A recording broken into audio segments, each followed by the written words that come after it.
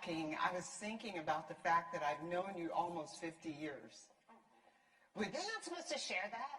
No, but that means we met when we were really young. Children, mere children.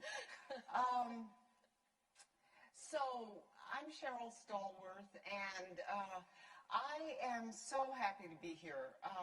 We are from Shed Light, and we're going to talk a little bit about what Shed Light is and what we're working on these days. Just as a little background, I was a marketer for many years, working in brand management and then general management for Colgate and Coca-Cola and other really big companies, both domestically and globally. And subsequently, Melissa and I met when we were working at a place called Firefly, which was a strategy and research agency. It was part of one of those big advertising conglomerates. We worked there together. We became very close friends, and the rest is history. But when we were at Firefly, we focused a lot on the intersection of culture and brands. And that's kind of how we got to Shed Light. And so, Yeah, and so basically just 2 seconds on me so you know where I'm coming from is we have similar backgrounds. I just started on the agency side, strategic planning. And I've always used qualitative research, which is what we focus on at Shed Light. We do a lot of qualitative research as a way to understand stories. We were hearing earlier about the passion that's possible to generate by really listening to stories. Data is really good because it gives you the lay of the land. Stories tell you sort of where the heart lives and what the real needs are.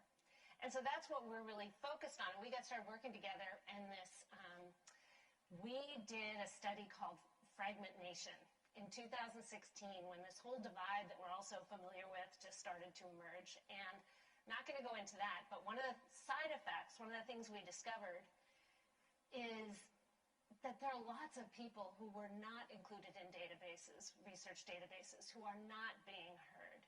That's not a finding of the study, but it is the reason we created Shed Light.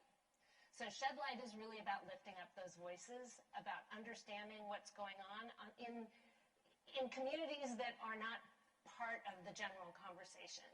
And so what we do, we work with nonprofits, like we're doing work right now with the United Way of Coastal Fairfield County. We work with states and local governments. We did work with New Jersey last year. And we also work with brands and companies and that kind of thing. And we also do, because we're a nonprofit ourselves, that's why we do our own research every year. We take these little journeys. Last year we did a Southern Swing. We always do a story slam online to share information, and we present. We just share our research as much as we can. And since we started, we've really seen this incredible growth in interest in DEI and ESG and all those things. Budgets allocated, departments created, all that kind of stuff. But the amazing thing is, there's still that question. So everybody knows what the issue is, what the issues are, but the how and the why, like how do we do that? How do we make sure it works out in the way we want it to, and it represents our company and all these other things, or our organization? That is preventing a lot of action. One of the amazing statistics is that after George Floyd and COVID and everything we experienced in the last years, there were $4 billion sort of earmarked for racial equity work. 2% has been spent. And so that's just sort of where we see our role is as people who can shine a light, as people who can maybe illuminate something that's a little bit clearer about how do we get the how. The how. So we are experiencing the highest level of culture shift since the 1960s in America. And what we're all about is helping brands, helping nonprofits, as Melissa was saying, navigate that culture shift. And one of our friends spoke at a conference recently, and he was talking about the future based on where we are today. And he said, it's not about being right. It's about being prepared which I love. I love that. And that resonates with us. So take that, that idea in the spirit, or take the spirit of that idea with this presentation, because it's not that we know all the answers. We're just trying to open up our minds and open up other people's minds to make us better prepared to meet this moment in the highest way, in the most positive way. As Melissa said, what we do is we try to navigate and tell the stories of people whose stories go untold. And what we then do is create videos and roadmaps so that organizations can not only hear these voices, but they can act on what they hear. And we do it by looking at life or culture in 3 buckets. We look at insights, so we talk to people, we do research, we look at trends, we look at the tensions that are going on in society, and we look at history. And we're going to talk more about history later, because what better place to be than here when you talk about history. We use what we learn to help organizations come up with brand purpose or organizational purpose, or sharpen the purpose that they've defined, because, if you have a great purpose and you know what it is, then you can get people to follow you. And then we create, as I was saying, these journalistic narratives. So it's about, creating video and socializing those videos in organizations so that you bring people along. Right.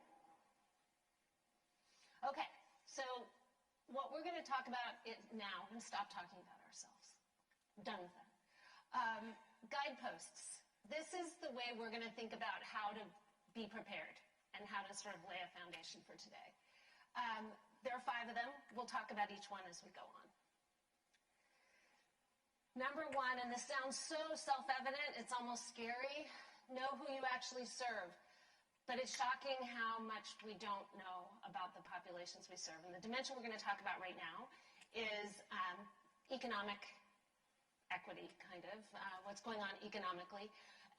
The point we're making that we want to focus on is 40% of Americans, over 40% of Americans struggle economically, right?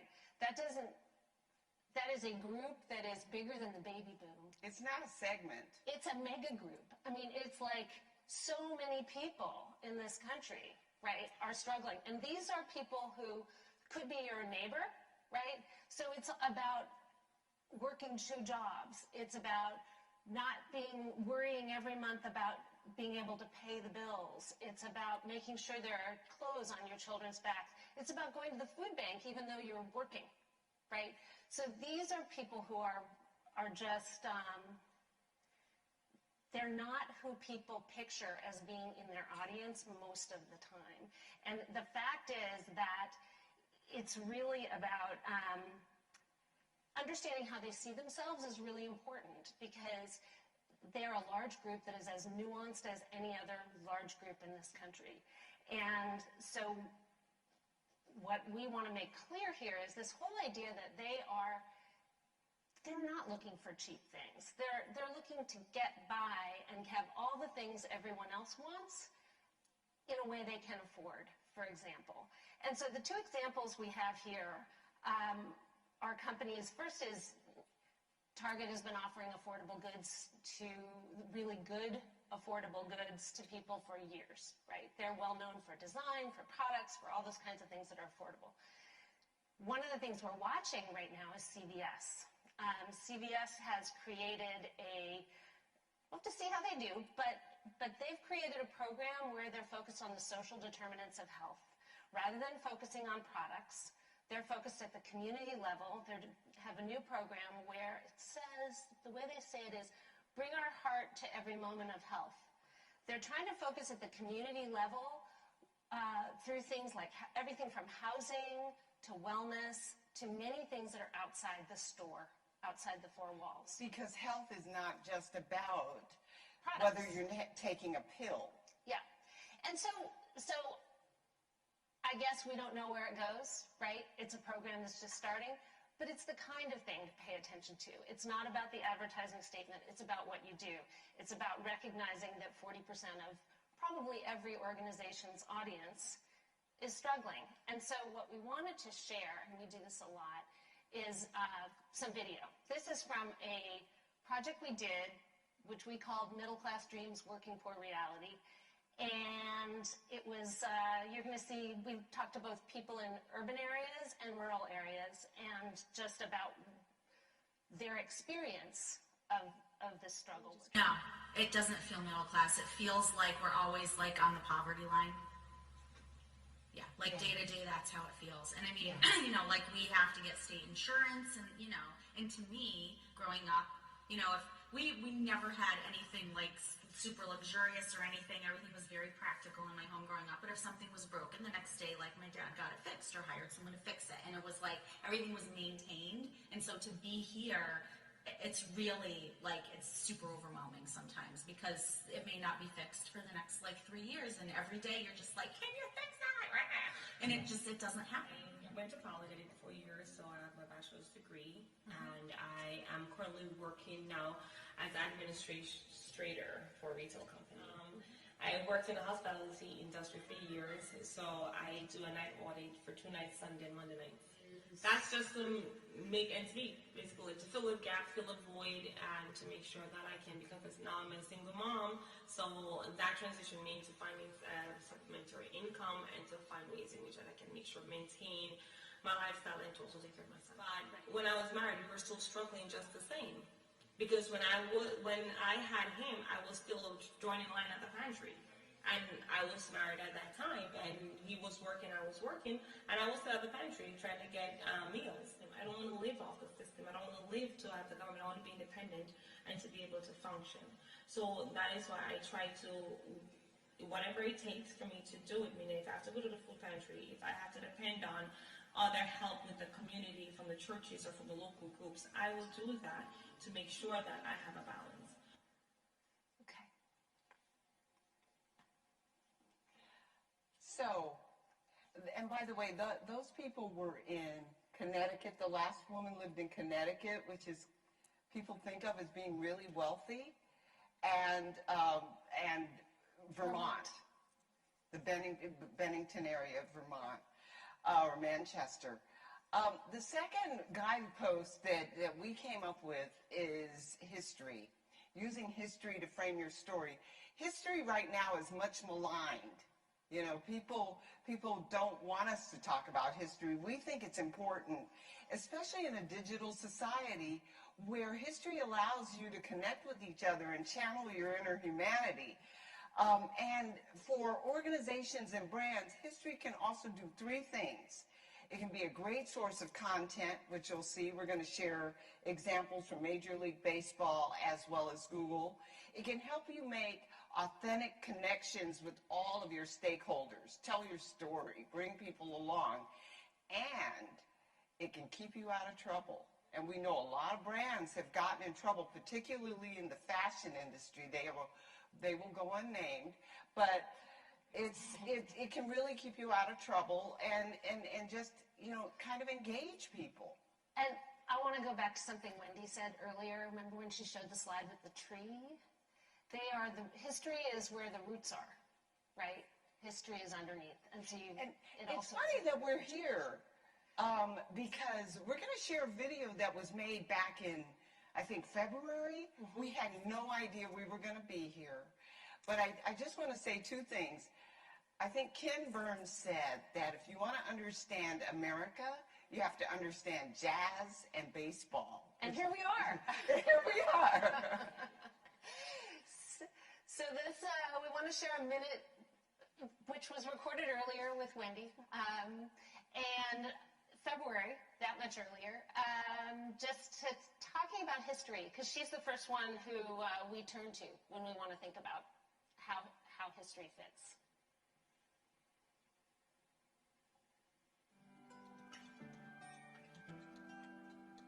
I tell diversity practitioners and leaders, you are the anthropologist of the organization. I am of the belief that it only gets better if we really do get to the truth. One of my favorite examples is the diversity of Major League Baseball.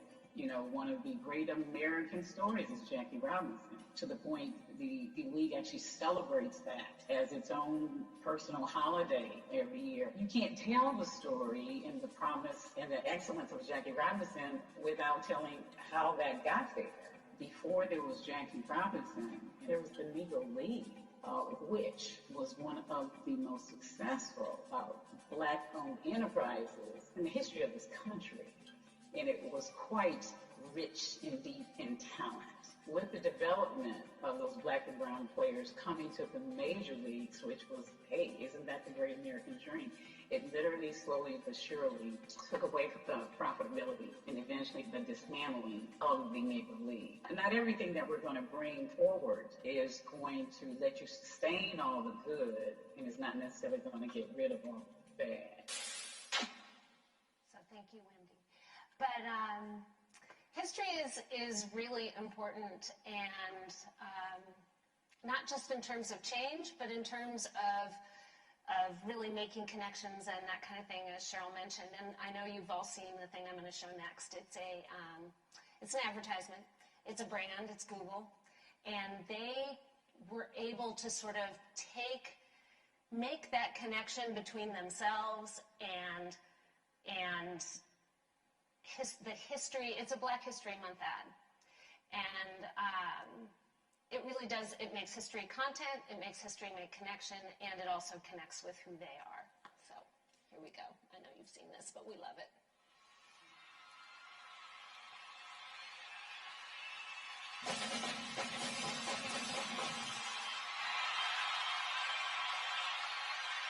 That's right, we are ready.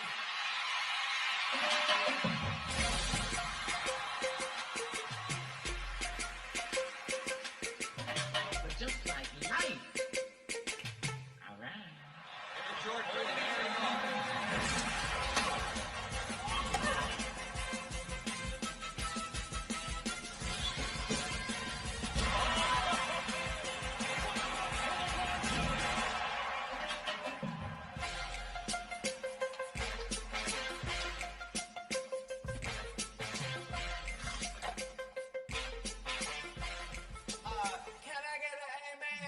welcome to the very first National Oprah Winfrey Show!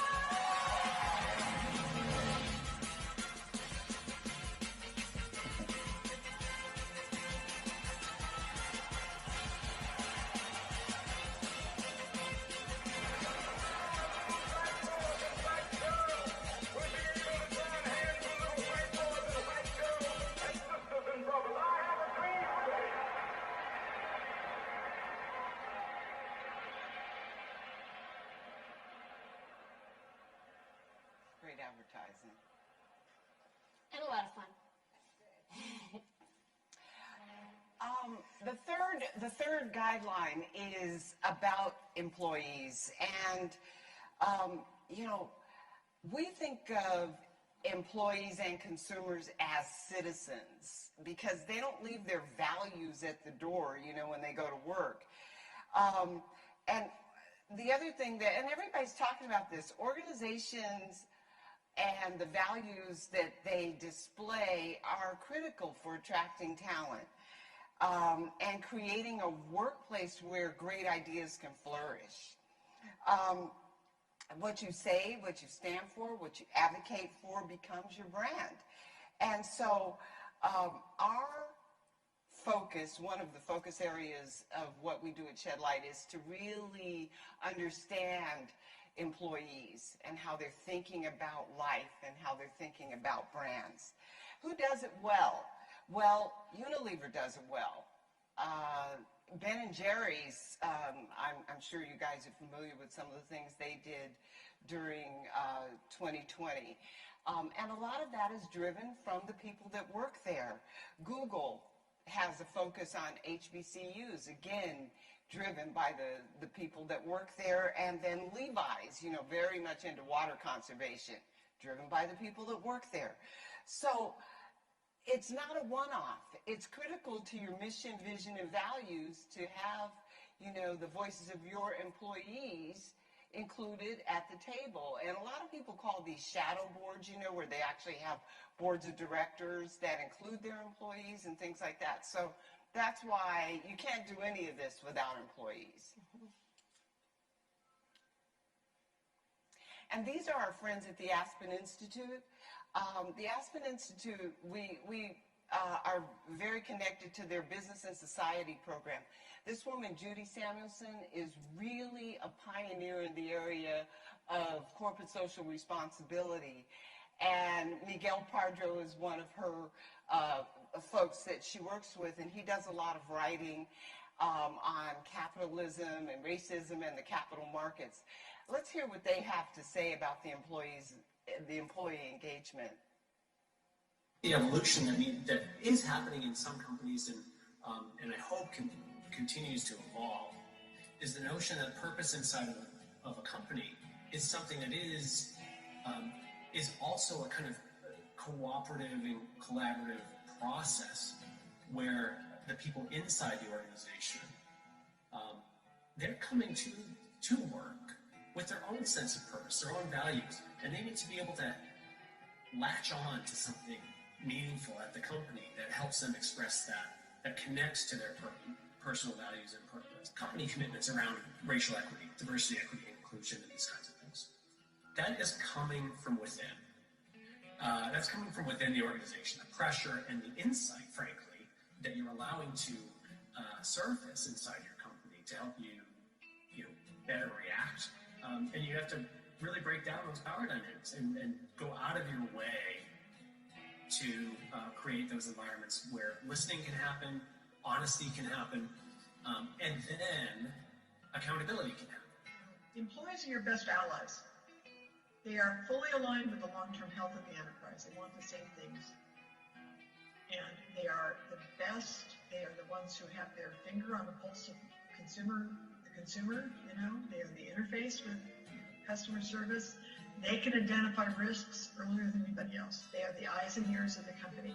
And they also see opportunities. And you unleash the employees, and you're unleashing the potential to do things differently and to make sure you don't miss the mark on something that could be a great opportunity for the company. Okay, number 4, get local. The sun it's a beautiful day. It's coming in right in my eyes. Location, we think, matters more than ever, right? Local's always been important, right? But location really matters more than ever. And if you think about companies like, these big brands that we've worked with, national organizations, global organizations, we all tend to think big picture, but everybody lives locally, right? We live day to day in the communities that we live in, and that's where the impact is. And more there is a tangible difference one location to another, right? Think of this moment, right? Think of differences in policy, think of differences in voting and healthcare and all kinds of things that are starting to emerge.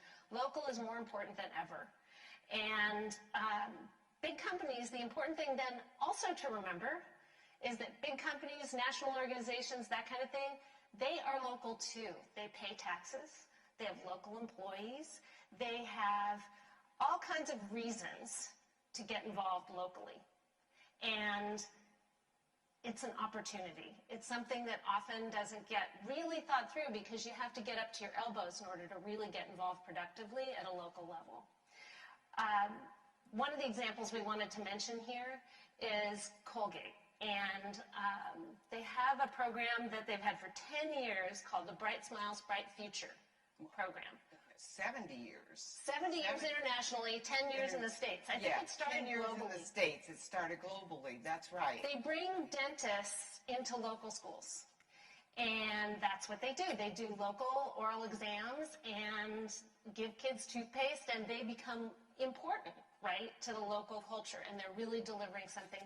You have personal experience with it. So I used to live in Central America, and I was at Colgate. And one of the things that was really interesting about Latin America and the developing world is that for 70 years, Colgate has been going to schools with these dentists and handing out sample tubes of toothpaste and educational materials and all of this. And they've literally had an impact on oral health around the world.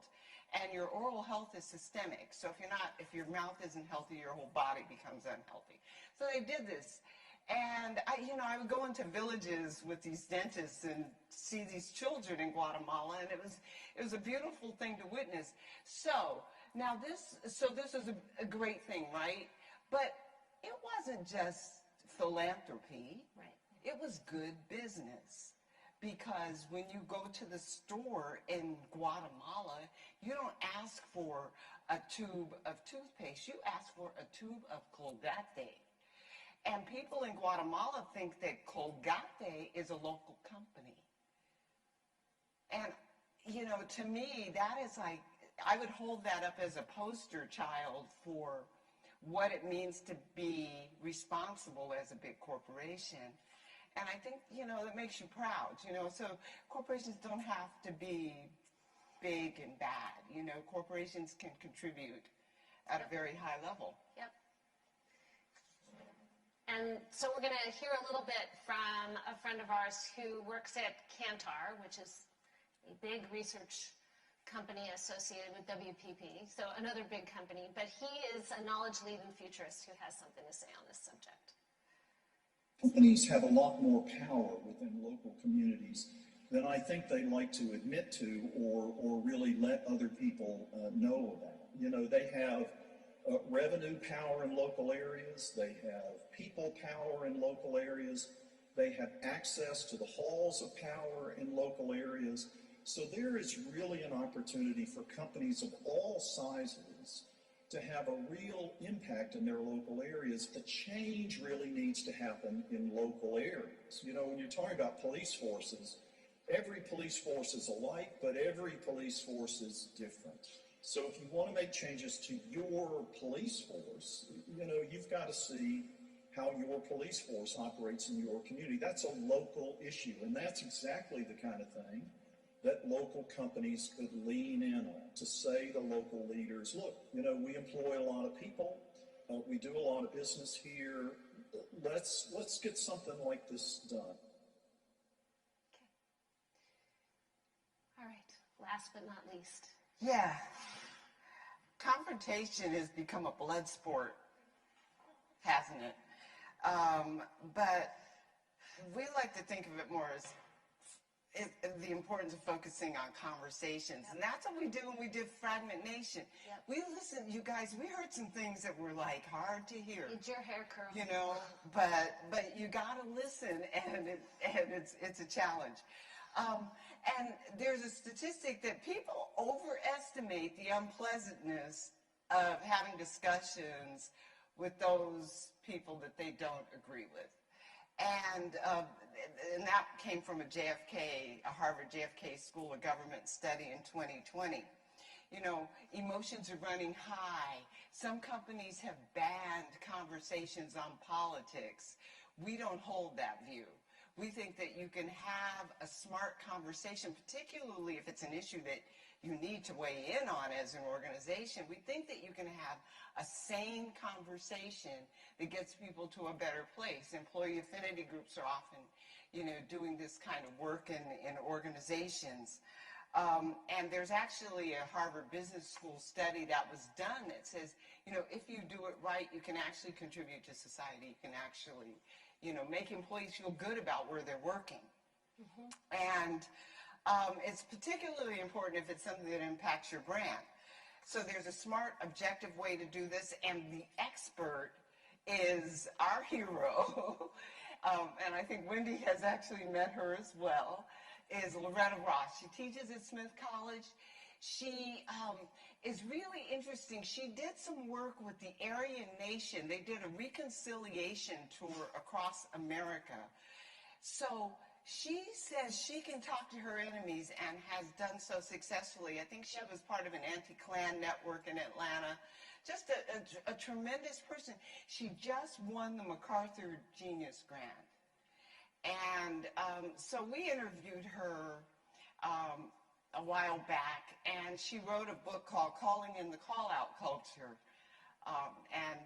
She's another one. She's just an incredible woman. I teach calling in and calling out. We're meaner to each other than we actually need to be. We're supposed to have differences of opinion. We're supposed to have debates, but we're not supposed to disagree with people's ideas and then attach them to their moral character. But I think a lot of people are tired of it. I think I'm just the one that 5 years ago that said I can write a book on it.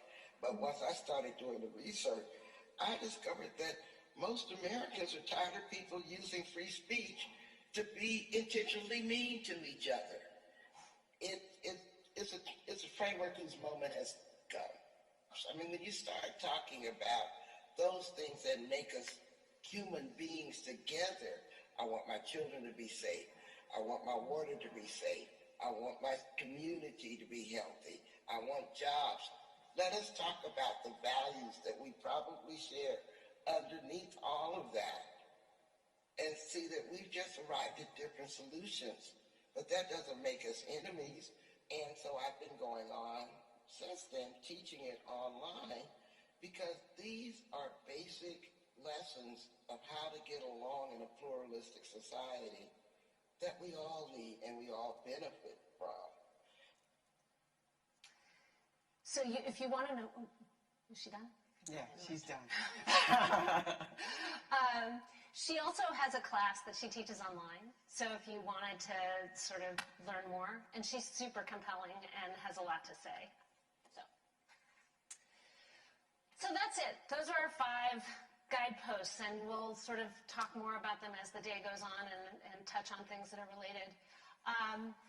These are the kinds of things, I'm not going to really go through these right now, but these are the kinds of things that if you want to embrace sort of this way, if you want to pursue the guideposts, right, think about doing really grassroots research with a more open agenda and then just being on the ground with people. And there are even moments where we see ourselves as not the best people to ask the questions. So we also have methods where we can get other people who are from the community to go out. So, and I just want to add that we do work for profit companies, but we also are a nonprofit, which allows us to expand our universe a little bit more in terms of working for other nonprofits.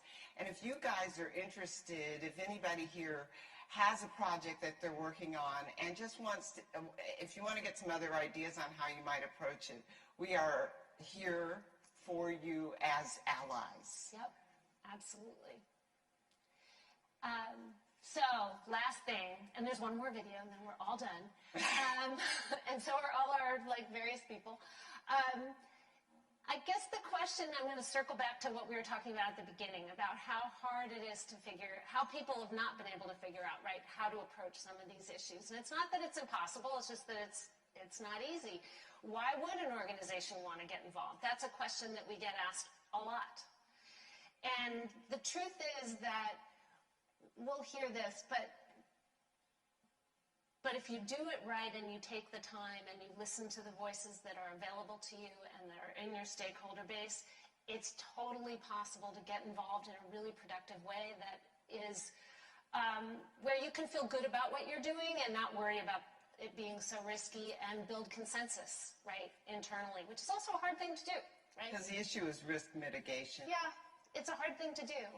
And so, I guess. Yeah, Judy interviewed this guy from the Arthur Page Society. I had never heard of the Arthur Page Society, but apparently if you're a corporate social responsibility spokesperson, you know about the Arthur Page Society. And so Judy from Aspen interviewed this gentleman, Roger Bolton. And so let's just hear what they have to say, and then it's over and out. And we're all done. In truth, not every company should speak out on every issue, because you can't turn yourself into a public advocacy organization. But on the issues where you have standing, where you have a dog in the hunt or skin in the game or whatever phrase you like, where your values require you and the needs of your employees and your enterprise demand it, you should speak out. But the way to do it is to be prepared in advance to have a process by which you determine which issues you're going to weigh in on and which you're not, to try to anticipate the issues before they come, see them coming, evaluate all the relevant factors, including all of your stakeholders, and there are going to be people on both sides of these issues, take a broad stakeholder view, and if you're going to take a stand, if you determine that it's really in the company's interest and that you have an opportunity to speak up in a way that would make a difference, then you've got to speak, but also take action. What can you do to influence a positive outcome on the issue? In other words, be relevant to the discussion. Okay. So that's it. This is us, and we're just gonna. We're on shedlight.org, and we have a YouTube channel that has a ton of content. If you're interested. In fact, you could probably find the whole conversation with Wendy, the whole conversation with Loretta, things like that. There's a lot of Wendy on there. Because Thank we like you. a lot of Wendy. Thank you very much. It seems to me that takes a lot of courage, and I'm trying to figure out, I have a group that we started meeting 2 years ago. We just wanted to read the book Cast, and we still are meeting 3 years later because people want to talk about a lot of interest in, different topics, social and political and racial topics. We're just watching the Ken Burns Holocaust series and talking about that. We just had a meeting last week, and we have another one next month. And the thing about the pandemic is there are people in different parts of the country, so it's virtual. We can do that. But we talk about this all the time. I mean, how you even start conversations with people that you don't agree with politically or socially or whatever, and how are you brave enough to do that? And you can jump in. We've actually had that experience and like we said, we did an interview with a woman, was it last year, the woman from Ohio. Yeah, it was one. And it's very, I acknowledge that it's difficult. And I don't want to say Ohio, I love Ohio. I don't mean that. I just mean that she lived in a part of the country and in a town where she was straight, pardon me for saying this, she was just straight up racist. Mm-hmm. And I mean that objectively. Mm-hmm. And I think that the way that we thought about it is that and Loretta says that you have to suspend your own agenda. That's the first. That's to me my advice. Yeah. Suspend your agenda and ask questions. Yeah. And I think that's the open conversations we talked about. So asking questions and then listening fully, which I'm sure you're used to in your group about caste and everything else. I mean, those are topics that are right central, right, to all these issues. And it's listening with that, like you're listening and you're not already forming your response before they're finished. What you ask next builds on the last thing they said. And right. Qualitative researchers, people that are experts in it, like Melissa, they ask a lot of whys. Why do you feel that way? How did you get there? What in your life Say more about that.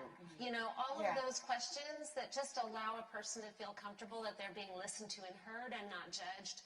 The other thing I would say that you're doing really well is to share something. Because sometimes when you have a thing that you're talking about, it makes it easier to get started, right? So we're in a place. Sometimes we go to a place, like if you want to talk about guns, you could go to a gun range. And it's really then easier to start the conversation, to have things happen. So that's another thing to keep in mind is it's about having something to talk about, not just start. And it's hard. It's hard. But I actually believe that if you get underneath and you start to look at the roots of the person, you do find those commonalities. And we are not going to get beyond this place until we can do just that. Right. And by the way, that sounds like a club that we could join. I'll come. I'll come. So thank you. Yeah, thank you very much.